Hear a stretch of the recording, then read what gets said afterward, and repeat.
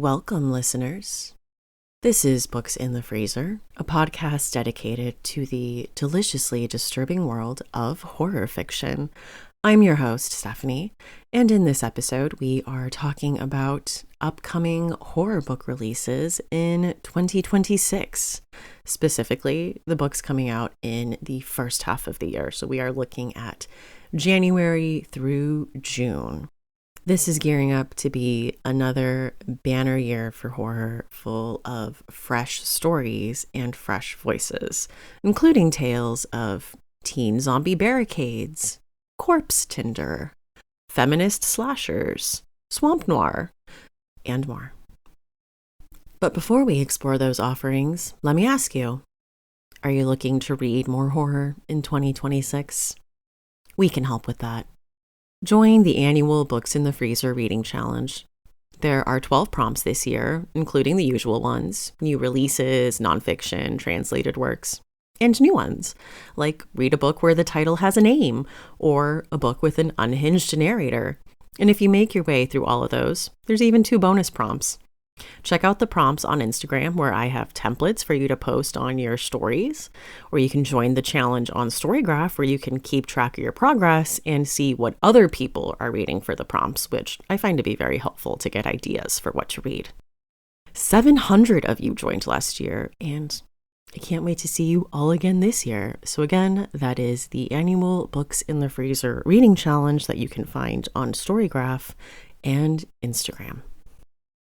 And if you just can't get enough, I recommend exploring our Patreon community, where you can find early, ad-free episodes, access to chats, polls, our newsletter, The Cold Read, and our new bonus series, The House at the End of Fear Street, where we are attempting to make our way through the Fear Street series by R.L. Stine. You can find that at patreon.com/booksinthefreezer. See you there. Now, let's dive in. Coming out January 13th, we have This Is Not a Test by Courtney Summers. It's the end of the world. 6 students have taken cover in Cortege High, but shelter is little comfort when the dead outside won't stop pounding on the doors. One bite is all it takes to kill a person and bring them back as a monstrous version of their former self. To Sloane Price, that doesn't sound so bad. 6 months ago, her world collapsed, and since then, she's failed to find a reason to keep going. Now seems like the perfect time to give up. As Sloane eagerly waits for the barricades to fall, she's forced to witness the apocalypse through the eyes of 5 people who actually want to live. But as the days crawl by, the motivations for survival change in startling ways. And soon the group's fate is determined less and less by what's happening outside, and more by the unpredictable and violent bias for life and death inside. When everything is gone, what do you hold on to?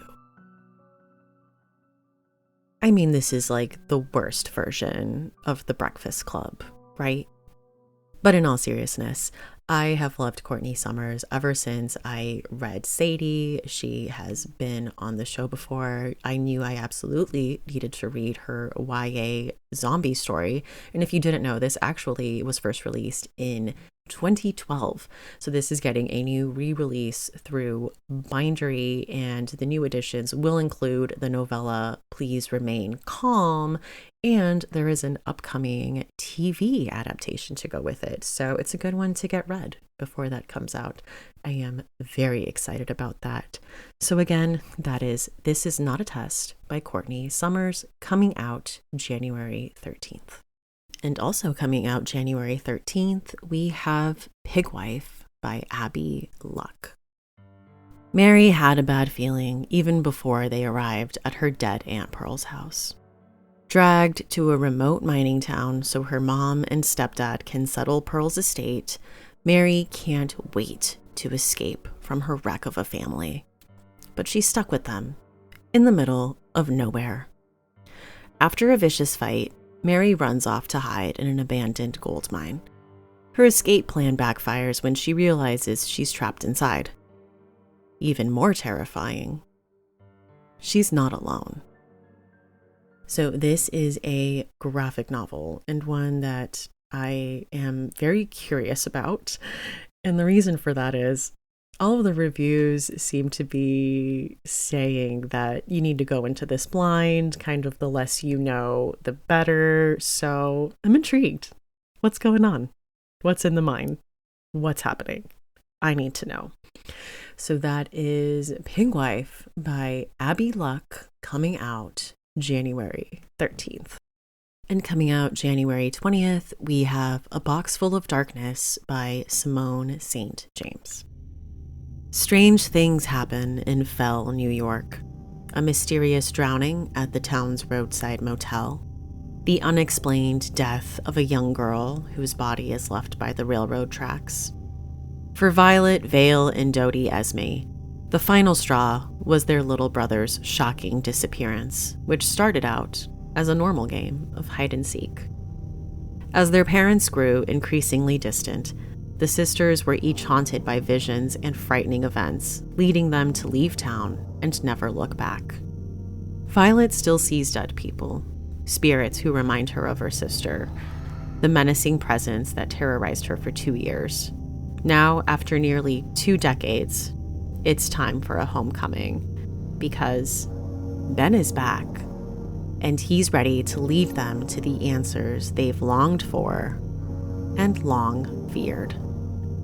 This sounds incredibly atmospheric, and if there's one thing I think Simone St. James does very well, I mean, aside from atmosphere, as previously stated, I think it's that she really bridges that gap between horror and thriller. I think if you have a reader in your life who primarily reads thrillers but is horror curious, I think Simone St. James is a perfect author to recommend for that type of reader. So that is A Box Full of Darkness by Simone St. James. This will be coming out January 20th. On January 27th, get ready for I Will Kill Your Imaginary Friend for $200 by Robert Brockway. To lonely 8-year-old Kay Washington, the worst thing in the world is silence. That's why Eddie Video makes the perfect imaginary friend. He's smart, rambunctious, and loves pulling pranks. But most important, he's never quiet. 40-something immigrant Ivanan is a contract killer for unusual imaginary friends who've overstayed their welcome. His only rule: no kids. Kids need their imaginary friends. But when one of Eddie Video's pranks goes too far and lands Kay in the hospital, Ivanan agrees that maybe exceptions can be made. After all, rent is due. But Ivanan and Kay will soon learn Eddie Video is no ordinary imaginary friend. He's something much darker. Okay, but I feel like this is giving Leon the Professional meets Disney Channel original movie Don't Look Under the Bed. I mean, needless to say, the title immediately caught my eye. I am very excited about this premise. It does seem like it is going to be a horror comedy, but a horror comedy that is going to take this, bonkers premise and explore, what it means to grow up and leave childhood behind, and is interested in that. So I am looking forward to that. That is I Will Kill Your Imaginary Friend for $200 by Robert Brockway. And moving on into February with Mama Came Callin' by Ezra Clayton Daniels. Kira was born from an improbable interracial relationship that, in Central Florida's famous Aroostook County, defied all the odds. But her idyllic childhood was shattered by an urban legend come to life.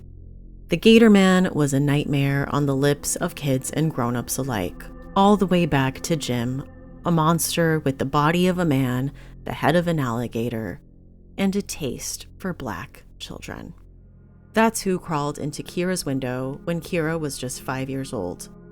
According to the police, it was Kira's own father who put on that gator mask and tried to kill her. 20 years later, Kira works hard to build a life unburdened by the traumatic events of her childhood. And just when it seems like she's managed to find her stride, her dad, fresh out of prison, crashes back into her world with a chilling, "He's coming for you."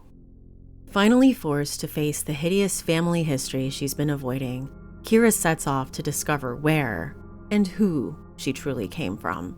And the more she learns, the more disturbing the whole picture becomes. Turns out there's a lot more to the Gator Man than Kira thought. And even he isn't through with her just yet.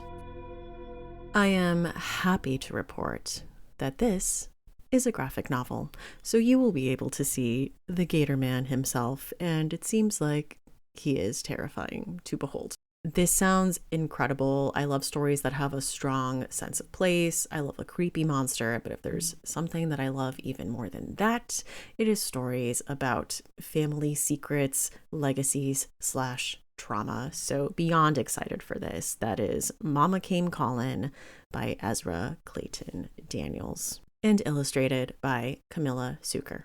And coming out February 3rd, we have Cruelty Free by Caroline Glenn. Nothing feels better than revenge. 10 years ago, Lila Devlin was an A-list actress with a movie star husband and a beautiful baby girl, Josie. When Josie was kidnapped out of her home and never seen again, Lila's previously pristine public image twisted into that of an unfit mother. Driven mad by the hungry press, incompetent cops, and relentless, true crime-obsessed fans, she disappeared into anonymity. Now, Lila Devlin returns to LA with the grand vision for a radical new skincare brand to reinvent herself and honor Josie's legacy. She's prepared to move into the next chapter of her life with forgiveness in her heart, when an encounter with a parasitic blogger ends with him dead. Lila suddenly discovers forgiveness isn't nearly as satisfying as a body hitting the floor. With the help of her devoted publicist, Sylvie, Lila begins a relentless, blood-soaked hunt through LA, giving her skincare the edge it needs. They introduce a secret ingredient, revenge-sourced, from the bodies piling up. But as the company's success skyrockets and Lila begins unraveling the truth behind her daughter's kidnapping, her murderous side hustle threatens the life she's painstakingly rebuilt. I was immediately taken in by the title and cover for Cruelty Free, but I am intrigued by it possibly exploring like toxic celebrity culture, true crime, and it looks like, revenge, female rage, which I am always into, and also the beauty industry, wellness, beauty standards, all that, here for it. So that is Cruelty Free by Caroline Glenn. And on February 10th, we have Tradwife by Saratoga Schaefer. Every #Tradwife needs a baby. She'll get one at any cost. When Camille Deming isn't cooking, cleaning, or homesteading in her picture-perfect country farmhouse, she's posting about her Tradwife lifestyle for her online followers. She takes inspiration from other Tradwives on social media, aspiring to be like them. But Camille's missing something key: a baby. And contrary to what she posts online, things with her husband Graham have been strained. Pressured by her eager followers, Camille fears that without a baby, her relationship will suffer, and her social media will never grow out of its infancy.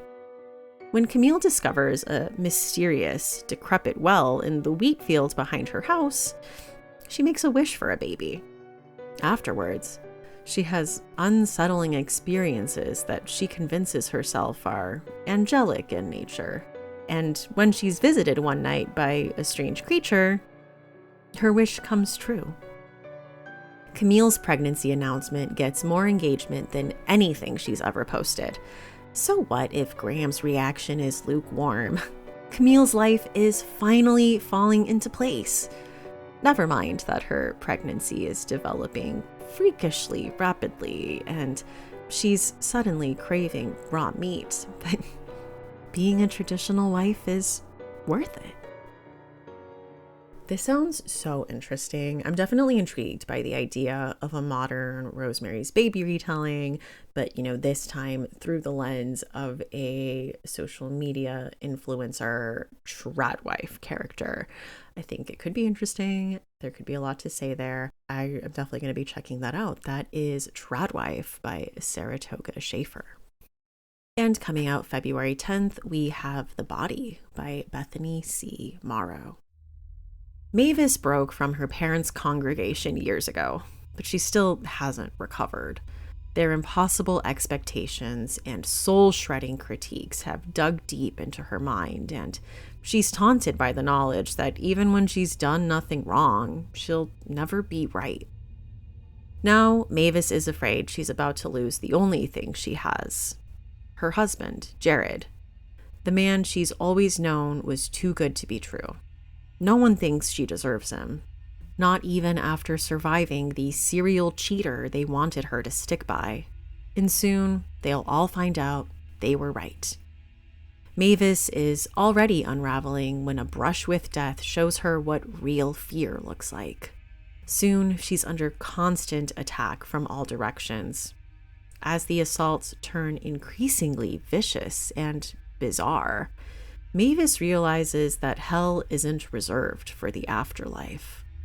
And sinner or not, no one is coming to save her. I love a character who is facing down some religious trauma and whose life just also might be unraveling.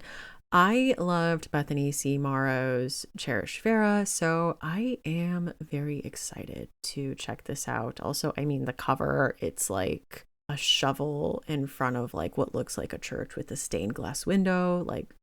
I need it. It's calling to me. That is The Body by Bethany C. Morrow.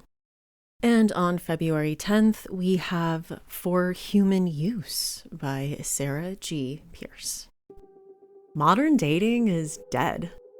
Finding a human connection online has become impossible.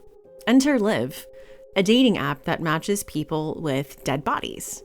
Somehow, it has taken the world by storm.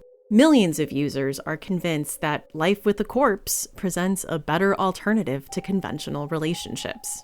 Flailing against Liv's popularity, venture capital superstar Tom Williamson, whose company is funding Liv, isn't buying it. Mostly because dating an embalmed cadaver, let alone monetizing it, is obscene. Believing that Liv is the future, Auden White, the insufferable visionary behind the app, begins demanding more and more funding, quickly making enemies with Tom. With Liv's user base growing by the day, the need for cadavers rapidly increases. Humanity might not want to connect with other living, breathing people anymore, but they do want to connect with something. What could go wrong? Needless to say, this is one of my most anticipated debuts of 2026. Shout out to Anna Rose Reeds for putting this on my radar. I love a wacky premise, and what is Corpse Tinder, if not a wacky premise? One thing I love about horror, and sci-fi and other things too, is the ability to take a far out premise and have a lot of insightful things to say about it. So I feel like there's a lot of promise here for this to talk about, yes, venture capitalism, Elizabeth Holmes-esque figures, but possibly also the loneliness epidemic. So looking forward to that. That is For Human Use by Sarah G. Pierce. And coming out February 3rd, we have How to Kill a Guy in 10 Dates by Shaylee Thompson. When Jamie Prescott and her best friend Lori attend a speed dating event, Jamie expects to meet a roster of mediocre men and indulge in some street food afterwards. She doesn't expect one of her dates to have his throat slit at their table during a blackout. When the lights come back on, there are more bodies on the floor. it becomes clear that speed dating can be a very dangerous pastime. Armed with makeshift weapons and Jamie's extensive knowledge of what not to do in a horror movie, the remaining speed daters try to find an exit while the killer adds to their body count. As the night progresses and Jamie comes face to mask with the murderer, she begins to suspect he is committing the slayings to woo one of the daters and turn her into his real-life final girl. But Jamie has a different love story in mind. And as she fights for her life, she can't help but find herself ensconced in a love triangle with two of the other speed daters. Will she survive the bloodshed to find her happily ever after? Or does this machete-wielding psychopath have another final girl in mind? This sounds like an absolute blast. You know, I'm always here for more horror romance, and add a slasher twist in there. Absolutely here for it. That is How to Kill a Guy in 10 Dates by Shaylee Thompson. And coming out February 24th, we have Nowhere Burning by Catriona Ward. A refuge for lost children may also be their prison. In the middle of the night, Riley pulls her younger brother, Oliver, out of bed. The two run away from home. Riley is intent on joining a group of teenagers squatting in the abandoned ruins of an infamous movie star's ranch, Nowhere. For actor Leif Winham, Nowhere was a place to hide from his fame and to hide his crimes, until a fire ravaged his home and exposed him as a murderer. It is rumored that the ranch, nestled in the peaks of the Rocky Mountains, is now home to a group of feral children, a place where adults cannot enter, and Riley hopes to find a new family there. But the Nowhere kids are fierce in defending their turf and their clan, and Riley quickly realizes that while she and Oliver may have left the devil they knew, this group is a new type of diabolical. For something dark lives in the burned shell of Nowhere, something which asks a terrible price for sanctuary. I am always excited about a new Catriona Ward book coming out, and I have heard nothing but good things about this one. I've heard it is emotional and intense. I see the Nowhere Neverland Ranch thing going on, and I'm excited to read this. That is Nowhere Burning by Catriona Ward. And coming out February 24th, we have Dollface by Lindy Ryan. Horror author Jill has just moved to suburban New Jersey, hoping to fit in with the new PTA moms and maybe not weird everyone out with her final girl coffee mug. You know, make some real friends. But then, a plastic face-masked serial killer begins slashing their way through town, one overly made-up mom at a time. The police are incredulous. The moms are indignant. And Jill is slowly wrapped into a killer's murderous spree until she might just be the last woman standing. I think 2026 is shaping up to be a year full of really great feminist slashers. And you know what? I'm not mad about it. And I'm even looking at things coming out in the second half of the year too. So very excited about this. That is Dollface by Lindy Ryan. And on February 3rd, we have Greedy by Callie Kazumi. They will kill me soon, Edward Cook thinks. When the Yakuza are unable to collect what he owes, Ed realizes that they'll go after his wife and child next. Broke, desperate, and unemployed, he stumbles upon an unusual chef wanted, private chef needed for a high-profile businesswoman, 1 million yen per day. Ed accepts the job. He hasn't earned any Michelin stars, but he knows his way around a kitchen. Leaving his life in Tokyo behind, he departs for an opulent estate in the mountains owned by Hazeline Yamamoto, his enigmatic and reclusive benefactor, a disgraced socialite with a predator smile and exacting palate. Hazeline's world is one of taste, connoisseurship, and experimentation. She is a certified gourmand. But when you can afford filet mignon for every meal, you begin to seek out the strange and forbidden. The closer Ed gets to Hazeline and the brighter future that she promises, if only he remains loyal, the closer he is to realizing the chilling truth about her altruism. In this shadow world of unimaginable wealth, there are worse monsters than two-bit gangsters. The wind blowing through Hazeline's home carries the sound of screaming, and Ed finds himself feeding all kinds of beasts. Oh, this sounds really interesting, and the comps that were given for this were, of course, The Menu and Parasite, so you know I'm there. So that is Greedy by Callie Kazumi. And coming out February 10th, we have Dead First by Johnny Compton. When private investigator Shyla Sinclair is invited to the looming mansion of mysterious Texas tycoon Saxon Braith, she's more than a little suspicious. The last thing she expects to see that night is Braith's assistant driving an iron rod straight through the back of his skull. Scratch that. The last thing she expects to see is Braith's resurrection afterward. Braith can't die, it turns out, but he has no explanation for his immortality, and very few intact memories of his past, which is why he wants to pay Shyla millions to investigate him and bring his long-buried history to light. Shyla can't help but be intrigued, but she's also trapped by the offer. Braith has made it clear that he knows she's the only person he can trust with his secret, because he knows all about hers. I always love a good PI story, but you know what's even better? A PI story with a supernatural angle. So very much looking forward to this. That is Dead First by Johnny Compton. And coming out February 10th, we have First Date by Gemma Amor. Deciding to end years of loneliness, Amandine takes a leap of faith and enters the dating pool. After seemingly endless disappointments, it seems her luck has changed when she meets Connor, another lonely heart. What starts as a dinner date ends in a night that will change their lives forever, for neither of them knows that they are being watched by a killer whose primary target is happy couples.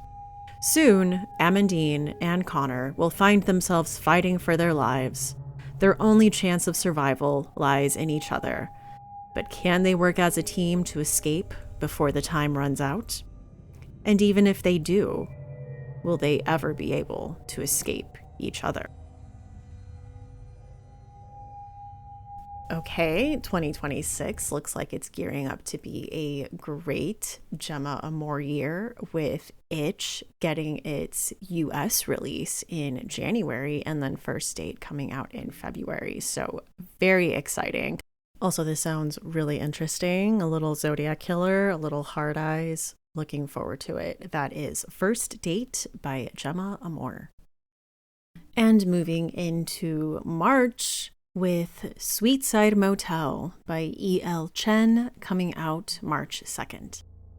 With the pandemic sweeping the globe, Sarah Ng makes a desperate escape from Toronto to start a new life.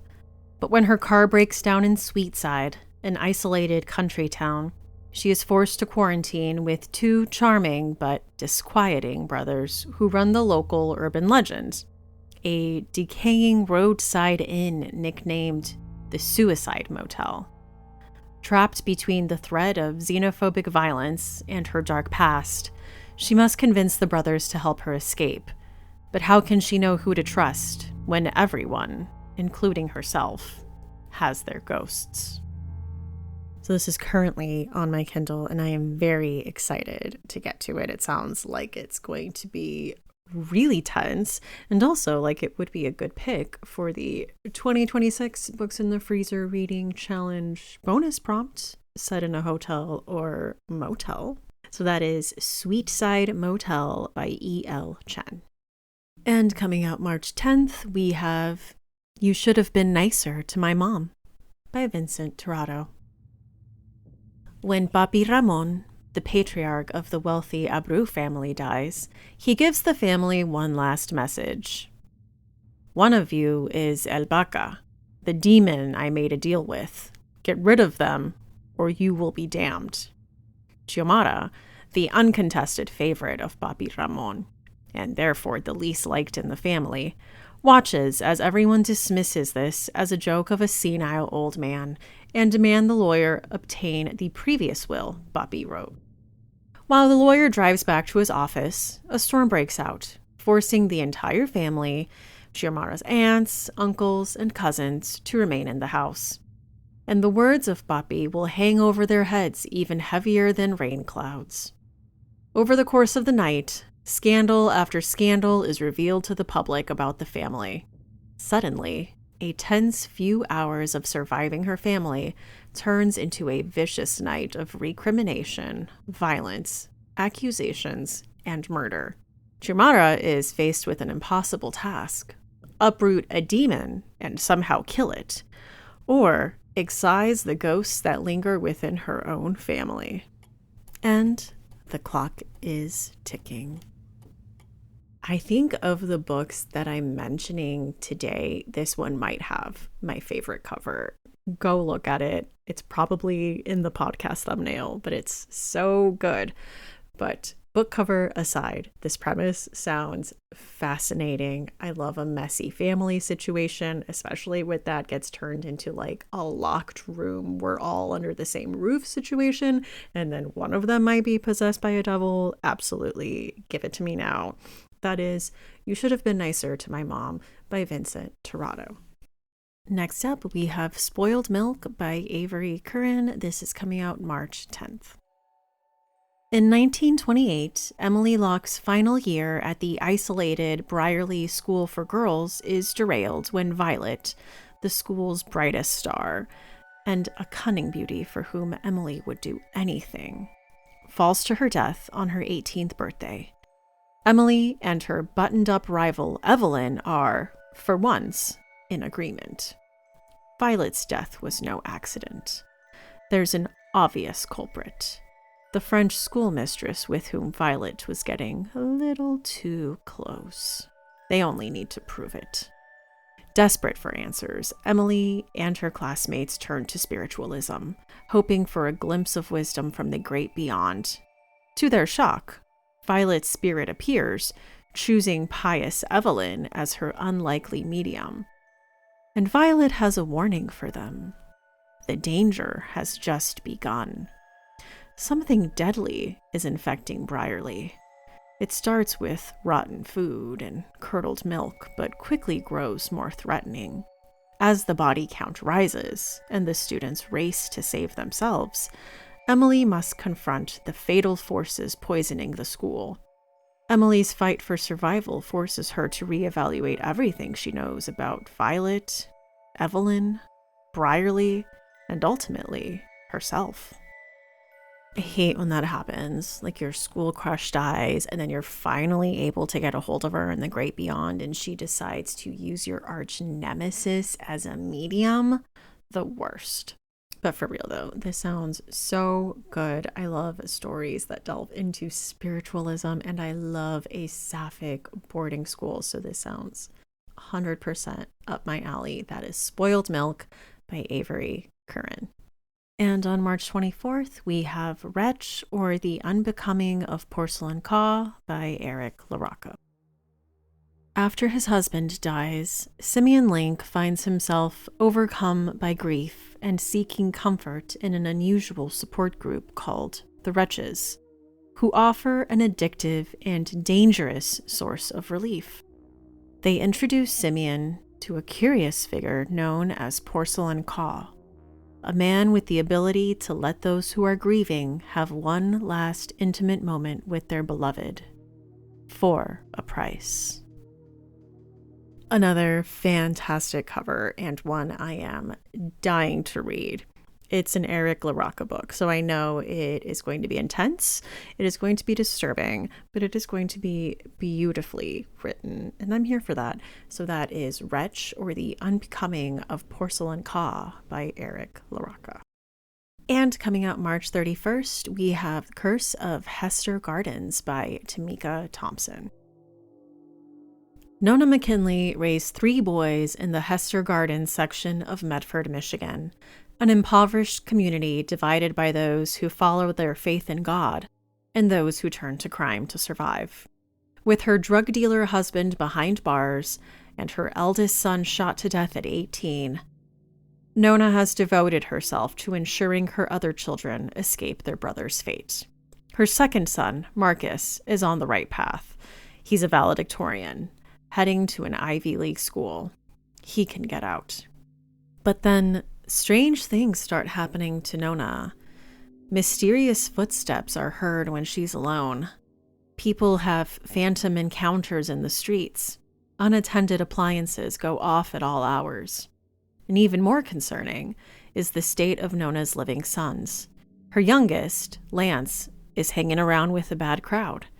And Marcus becomes moody and secretive. Sometimes he even seems to act like a different person entirely. Nona has her secrets too. Her affair with the married church pastor has been weighing on her conscience. But that's not the only guilt haunting her. She fears that someone, or something, is seeking revenge for an act she made in a moment of weakness to protect her family. And now everyone in Hester Gardens must pay the price. Ooh, this sounds really good. I have to know. What did she do? What did she do? I gotta know. So I'm very excited for this one. Also, I was on a panel with Tamika at StokerCon last year, and she is lovely. So that is The Curse of Hester Gardens by Tamika Thompson. And on March 26th, we have Cold Snap by Angela Sylvain. Worms Gone Wild. It's 1998, and the town of Demise, North Dakota, is recovering from the meteor murders. Hundreds of deaths caused by alien worms, but blamed on a mass poisoning by a doomsday cult. While 19-year-old Raylene's heroic action saved the lives of many, she wants nothing more than to hide from the world and mourn the ones she couldn't save. When her best friend Nate goes missing on a spring break trip north of the border, where a second half of the meteor has been found, she'll have to face her fears and venture into Canada to rescue him. The only things standing in her way are rampant alien worms, a covert military op, and the cold snap of the century. So this, of course, is the follow-up to Frostbite, Angela's YA novel about the first meteor hit alien worm invasion, and I'm reading it right now. It is so fun. I mean, it's a fun premise, but it is also full of heart and very nostalgic. So I am very much looking forward to seeing what Raylene and the gang are up to next. So that is Cold Snap by Angela Sylvain. That will be coming out March 26th. And ending March with Nothing Tastes as Good by Luke Dumas. Retail worker Emmett Truesdale has never fit the Southern California mold of six-pack, suntanned masculinity. Over 300 pounds, he carries the weight of his childhood trauma and millennial ennui around his waist and in his soul. After trying every diet under the sun, he remains stuck in his dead-end job, in love, and in his body. Desperate for help, he enrolls in a clinical trial for a new weight loss product called Obexity. The treatment is as horrifying as the results are miraculous, and as Emmett sheds pounds at superhuman speed, every part of his life improves overnight. Unfortunately, Obexity comes with some killer side effects, including lost stretches of time and overwhelming cravings. Worse, people who were cruel to him have started disappearing. And when the police warn of a cannibalistic killer on the loose, he fears that Obexity is turning him into a monster. But how can he give it up now that people are finally starting to treat him like he's a human? I am very excited for this one. You know, it's giving the substance with Ozempic.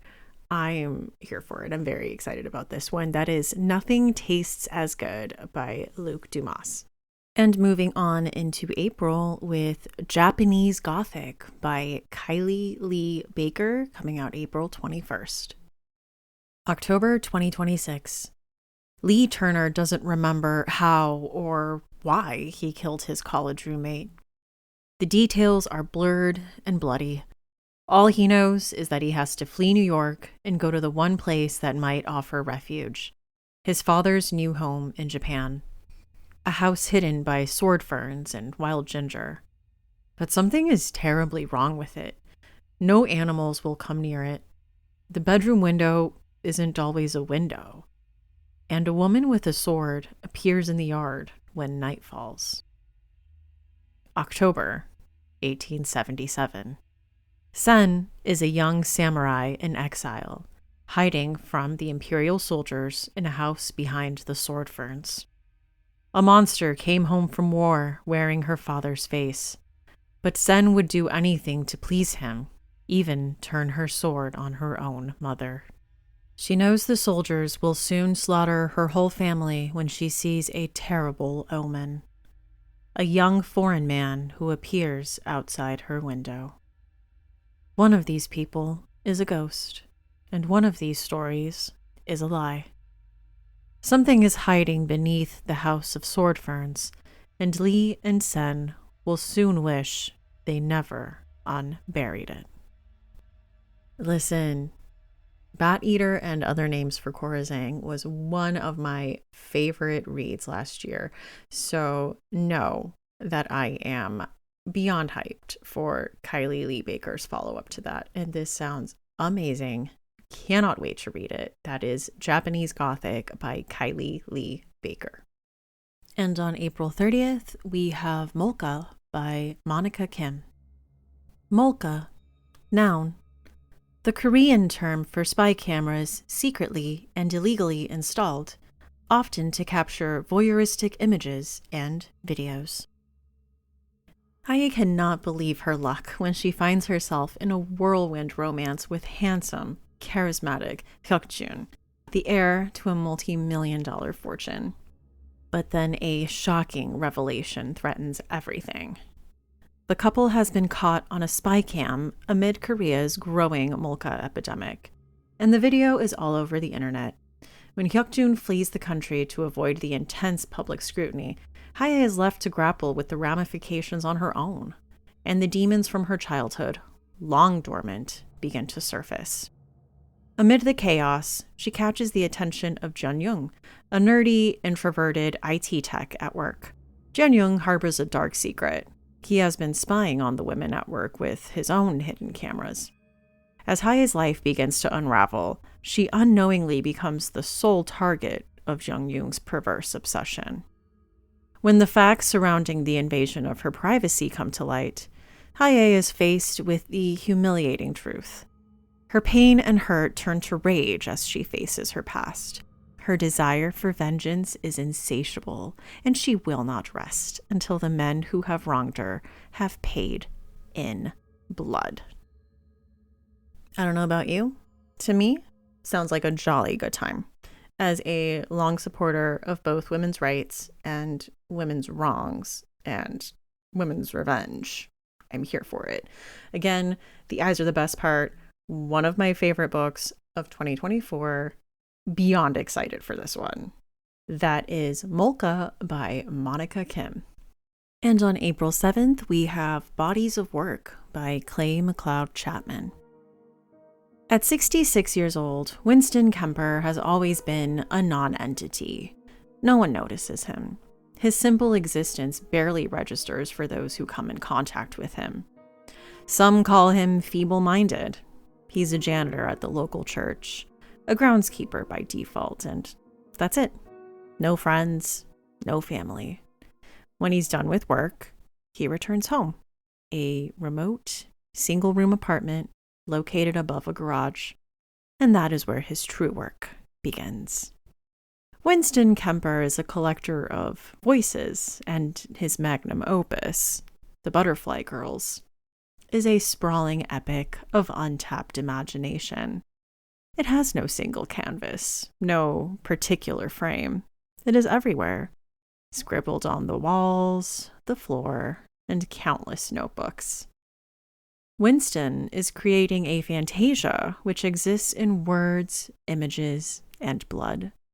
As part of his art, he has been murdering forgotten women, poor souls who slip through the cracks of society, who no one is looking for. Mothers, sisters, daughters to some, but no more. Winston takes their lives, their voices, but now he can hear them. They whisper to him. They talk of revenge. Winston Kemper might not believe in ghosts, but he's about to learn they are very real, and they are very, very angry. I love a tale of ghostly revenge, Get 'em! So very much looking forward to this one. That is Bodies of Work by Clay McLeod Chapman. And coming out April 7th, we have The Seventh Sister by Dawn Kurtagich. After the tragic death of their parents, the 7 Ward sisters are sent to live with their grandmother on the remote forest isle of Beltane, a place suspended between time and shadow. What begins as an attempt to mend their fractured lives soon twists into a waking nightmare, where grief bleeds into childhood fantasy and ancient rites awaken a dark and eerie devotion to Dodir, the forgotten god of the wood. When another cruel tragedy strikes, the sisters are left to fend for themselves, learning to live with death as a constant, lurking presence. Years later, a cryptic letter summons the surviving sisters home. Drawn back into the wild embrace of their dangerous faith, they confront a truth more terrible than memory, and the dreadful secret that waits, silent and sentient, in the depths of the all-seeing trees.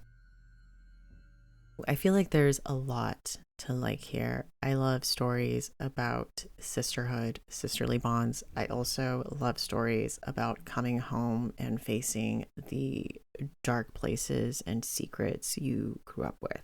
So that sounds very interesting. That is The Seventh Sister by Dawn Kurtagich. And coming out April 21st, we have Odessa by Gabrielle Scher.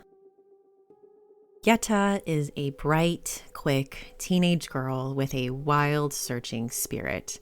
Stifled by her mother's anxiety, her father's rules, and the path that's been laid out for her, she craves the kind of freedom she doesn't know the edges of. But her family has reason to be cautious and restrictive. Fear has wrapped itself around their shtetl. Jews are mysteriously disappearing, and there are whispers of an impending Gentile attack. When violence comes to their door, Yetta is killed. Her father, in his grief, fumbles through his nascent knowledge of ancient texts and old magic to bring her back.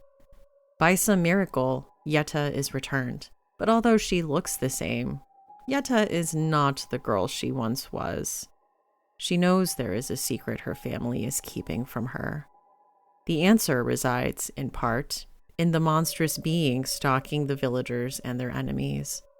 Lurking in the woods beyond the shtetl, something that may be of her father's making, and a being which has plans of its own.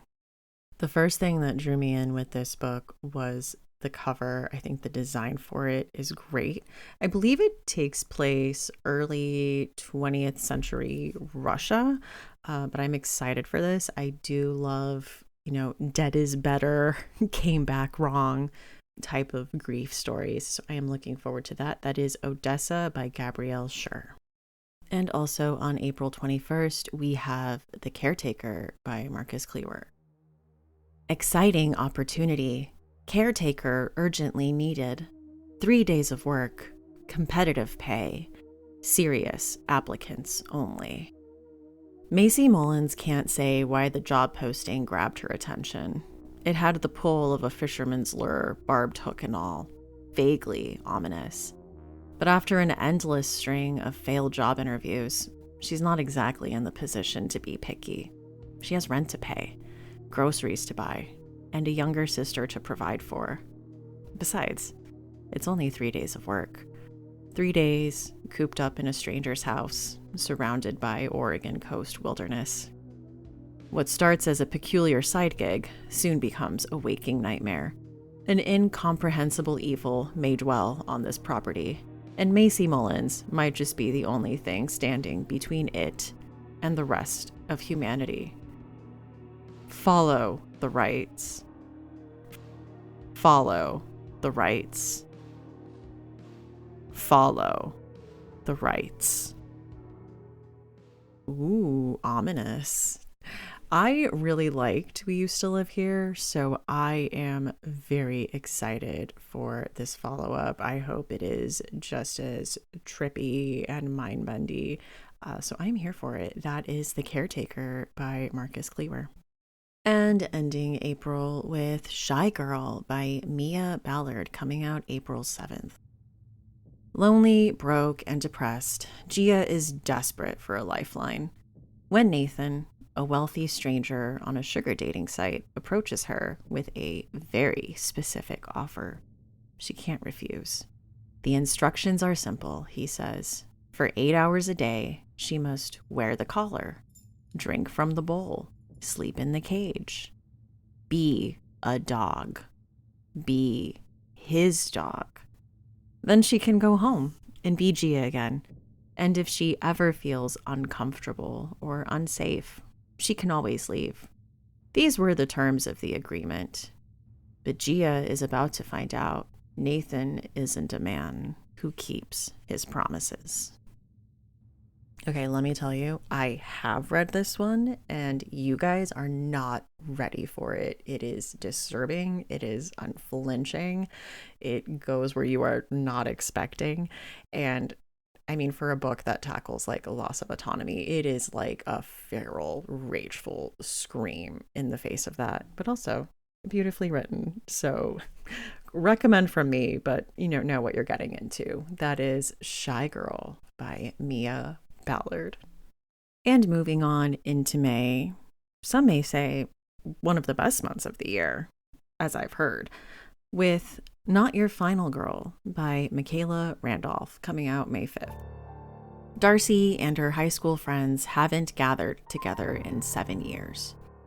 After a tragic murder on prom night, the group graduated and never looked back. But when the lakeside cabin they spent their summers at is put up for sale, they reunite for one last hurrah. Darcy hopes it will be an inspiring weekend that will help them all move on from their shared trauma. But Ashley, her biggest tormentor, and the group's manipulative, self-appointed leader, is sure to stir up trouble. After a first day filled with jealousy, heartbreak, and unexpected guests, tensions are bursting, and the feud between Darcy and Ashley resurfaces. The reunion takes a sinister turn when a masked killer slaughters one of their own. Cut off from the outside world with the death toll rising fast, the terrified friends turn on each other and uncover long-buried secrets. Someone is seeking justice for their past betrayals, and with friends like these, no one is safe. Well, this sounds completely up my alley. I love a slasher. I love like a locked room slasher. I love complicated, possibly toxic friendship dynamics. And this is a modern reimagining of Tess Duberville. So very excited about that. That is Not Your Final Girl by Michaela Randolph. And also coming out May 5th, we have Accumulation by Amy Paquata. When documentary filmmaker turned stay-at-home mom Tennessee Cherish moves into the dream house her husband bought for her, a brighter future seems to be on the horizon, even if her husband is frustratingly absent due to his new high-paying job, even if their 2 young children begin acting out in strange ways, even if she feels lonelier than ever. Distracted by the endless details that come with moving into a new town, a new house, and new schools, Ten doesn't notice when odd things begin happening at home. The faucet runs at all hours, the creepy doll that seems to show up in every room, the human tooth they found in the floorboards. As the kids' outbursts and strange events start to escalate, The family finds themselves increasingly caught in loops, repeating everyday actions with dangerous and then devastating effects. Chen realizes she must find the source of what is haunting her family before it kills them all. This is currently on my nightstand. I'm very excited to get to it. Again, great cover. And I think like Night Bitch, it's exploring what women lose with domesticity and motherhood and grappling with that. So I'm very excited about that. That is Accumulation by Amy Paquata. And coming out May 12th, we have Make Me Better by Sarah Gailey. You were pure once. You can be made pure again. Celia is so tired of being alone. All she wants is to have a family, to belong to someone. That's why she's going to Kindred Cove for the annual Salt Festival held by the secluded community that lives there. They promise that healing is possible. They promise that transformation is inevitable. There is no grief at Kindred Cove because there is no suffering. Nothing is ever lost. Celia knows that. At that mysterious island, surrounded by that impossible, ever-growing reef, she will find herself. She's ready to be healed. She's ready to be transformed. She's ready to believe. If there's one thing I know, it's that Sarah Gailey can nail this. Weird premise, they can land that plane, okay? They know what to do with it. They know how to wield the weird story. Spread Me, one of my favorite books of last year. Very much looking forward to this. I also love kind of a Delulu POV character, which looks like we're getting here, but also a cult, like a cult that's promising some things. And, you know, I'm reading into that like transformation stuff. I'm excited. I'm excited about it. That is Make Me Better by Sarah Gailey.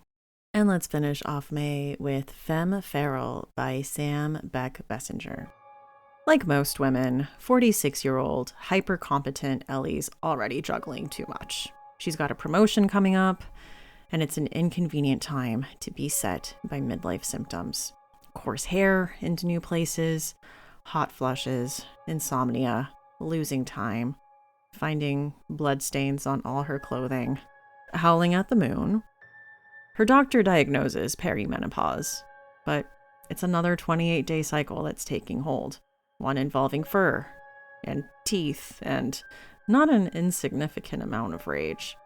Suddenly, the troubles in her life, hot flushes, thankless family, spiraling to-do list, oblivious husband, that wanker promoted above her at work seem almost bite-size. I feel like perimenopause and werewolf transformation is such a perfect pairing that I can't believe it hasn't been done before, or at least that I didn't know about it. This sounds like an absolute cathartic blast. Cannot wait for it. That is Femme Feral by Sam Beck Bessinger. And starting off June, we have Marion by Leah Rowan. And starting off June with Headlights by CJ Lead, coming out June 9th. Every instinct tells him to run. Every memory tells him he can't. Special Agent Daniel Stansfield is ready for a change. Burnt out and defeated by the job, it's his last day with the FBI. But before he can turn in his badge, he's summoned back to Denver, the city he ran from 4 years ago, with a chilling message. It's happening again. Seemingly innocent people are waking up on the side of the highway with no memory of how they got there, wearing the skin of victims they've allegedly never met. And they share one haunting detail. A strand of a stranger's hair is tied around their tongue. Now, Daniel is pulled back into the gruesome cycle, and every clue leads him deeper into the shadows of his own past. He will have to confront the ghosts of his traumatic childhood and face what's been hunting him all along, before he and the people he loves become the next victims. As you probably know, CJ Lead is an auto read and auto buy author for me, and I know many of you too. This sounds incredible. I love the cover, I love the premise, I love everything about this. I've loved everything CJ has had to say online about, the vibes to look forward to. It also seems like it has like a long legs thing going on, possibly. I am very much here for it. I feel like this is going to rip my heart out and maybe gross me out. So, always here for that combo. That is Headlights by CJ Lead. And let's finish off with a book coming out June 30th, Dead but Dreaming of Electric Sheep by Paul Tremblay. Meet Julia Flang, a 20-something former semi-professional gamer living with her retired uncle and working 2 jobs she doesn't like. Out of the blue, her estranged mother, a CFO for one of the world's largest tech companies, offers her a temp job with a payday Julia can't refuse. One sham interview later, she's offered the job. To chaperone a man in a vegetative state, one with proprietary AI implanted in his head, from California to the East Coast. To sum up Julia's own words, "You want me to remote control this dead dude across the country?" In a word, yes. But he's not dead. Meet a middle-aged man who wakes up within a disorienting hellscape filled with monstrous grotesqueries. Worse than the fluid, morphing reality in which he's trapped, he has no memory of who he is. He certainly doesn't remember getting the rabbit tattoo on his arm. He only knows that he must find a certain person. Who, he can't remember. Using a cell phone modeled after a video game controller, Julia fumblingly navigates the man she calls Bernie from the company campus and onto planes and through one of the largest airports in America. All the while, the man endures an ever-changing and worsening nightmare that offers clues as to who he was and who he must track down. As their 2 lives intertwine, Julia and Bernie become unlikely allies and fugitives on a collision course with reality. It seems like a good book to end on. As you know, I am a huge Paul Tremblay fan, and from the minute I heard about this book and what it could be, I have been excited for it. This sounds absolutely incredible, and I cannot wait to read it. That is Dead but Dreaming of Electric Sheep by Paul Tremblay. So this has been the books I am looking forward to in 2026.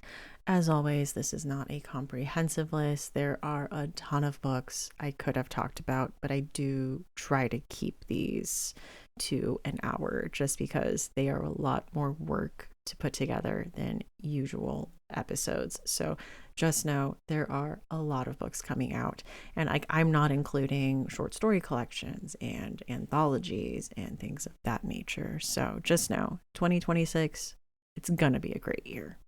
And a big thank you to The Dark Piano for letting us use your ambient music to give a little extra atmosphere to these episodes.